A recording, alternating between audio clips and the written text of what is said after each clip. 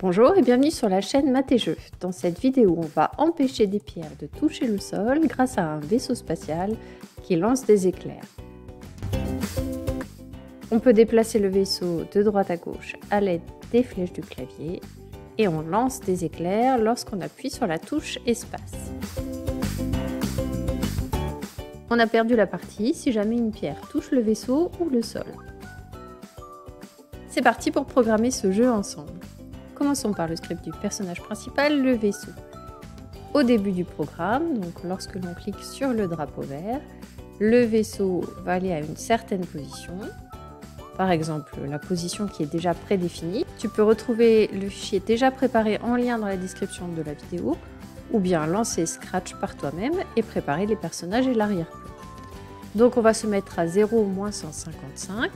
Et on va répéter jusqu'à la fin de la partie. Donc là, il va nous manquer une variable fin de partie qu'on va aller créer tout de suite. Fin de partie vaut 0 tant que la partie est en jeu. Donc au début du programme, je l'initialise à 0. Et lorsqu'elle vaut 1, c'est la fin de la partie. On va en profiter pour créer une variable score et une autre variable dont j'aurai besoin tout à l'heure qui est l'abscisse du vaisseau. On met fin de partie à 0 et on va initialiser aussi le score à 0 au début du programme. On va répéter jusqu'à la fin de la partie. Donc je vais dans les opérateurs chercher égal jusqu'à ce que la variable fin de partie soit égale à 1. Pour le score, je vais cliquer droit dessus et je l'affiche en grande lecture, par exemple sur la droite de l'écran. Donc je vais répéter des déplacements qui vont être gérés par le joueur avec les flèches du clavier. Je crée un bloc déplacement. Je vérifie que mon personnage ne va pas se retourner lorsqu'il va s'orienter à droite et à gauche. C'est bon ici. Donc si le joueur appuie sur la flèche de droite, le personnage s'oriente à droite, c'est-à-dire à 90, et avance de 5 pas.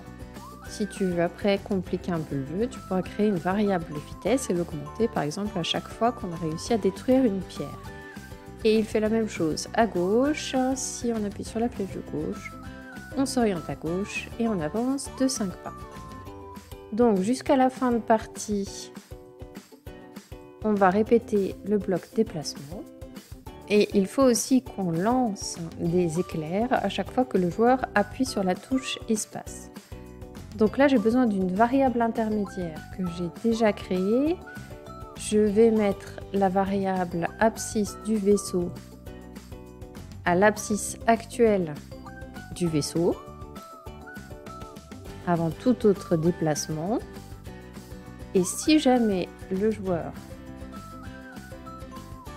appuie sur la touche espace, alors à ce moment-là, je vais créer un clone de cet éclair.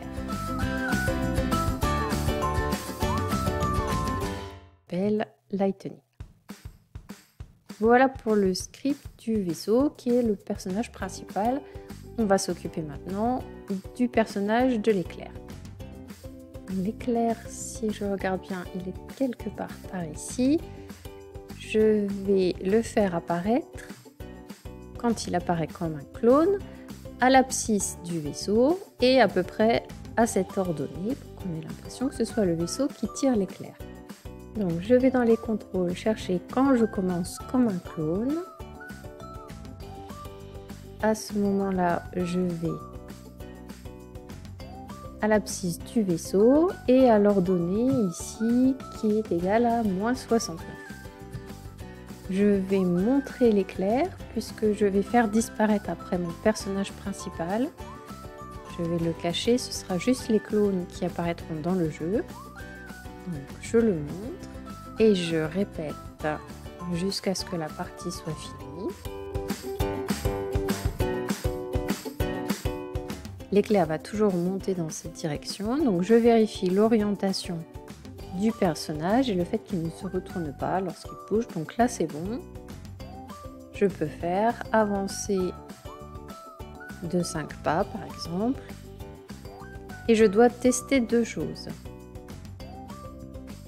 Si je rencontre le personnage de la pierre, à ce moment-là, je supprime le clone et je marque un point. On marquera les points dans le script de la pierre. Et si jamais je touche le bord, à ce moment-là, je disparais aussi. Maintenant, le script est terminé en tant que clone. Le personnage qui se trouve quelque part ici, parce que le jeu n'est pas arrêté, donc il se trouve ici. Je vais aller cliquer sur cacher. Il ne reste plus maintenant à gérer que le script de la pierre et de l'arrière-plan. La pierre, je la montre, elle est ici. Elle doit apparaître quelque part là-haut. Donc quelque part là-haut, c'est une abscisse comprise entre moins 205 et 205 et une ordonnée de environ 173. Donc la pierre, on va la faire apparaître aussi comme un clone et on gérera l'apparition de la pierre dans le script de l'arrière-plan. Donc quand elle commence comme un clone, elle va quelque part. Alors on va pas prendre position aléatoire complètement parce qu'on voudrait bien que l'ordonnée ce soit 173. Par contre, on choisit un nombre aléatoire compris entre 205 et 205. À ce moment-là, on montre le personnage et on va répéter jusqu'à la fin de partie.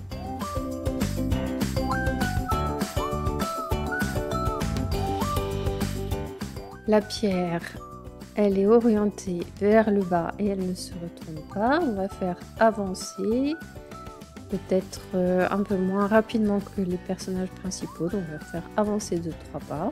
Et on doit gérer 3 situations. La première, c'est si la pierre est touchée par l'éclair.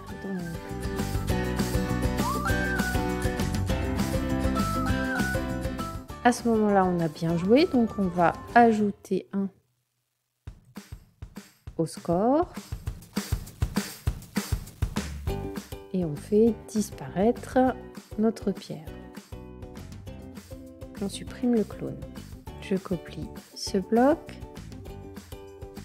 Si la pierre touche le vaisseau, à ce moment-là, on ne va pas ajouter un score parce qu'en fait, on a perdu. Donc, on va mettre fin de partie à 1 pour sortir de la boucle. Et on supprime le clone. Et enfin, le dernier cas, on a raté la pierre quand elle est descendue trop bas. Donc, quand l'ordonnée elle est plus petite que moins 110, c'est qu'on a vraiment loupé la pierre. Donc si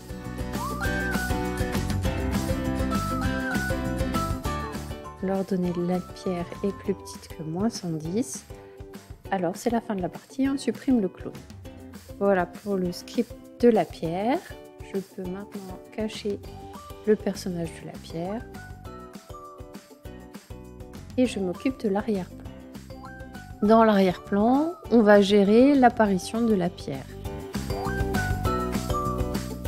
Donc on va répéter jusqu'à la fin de la partie.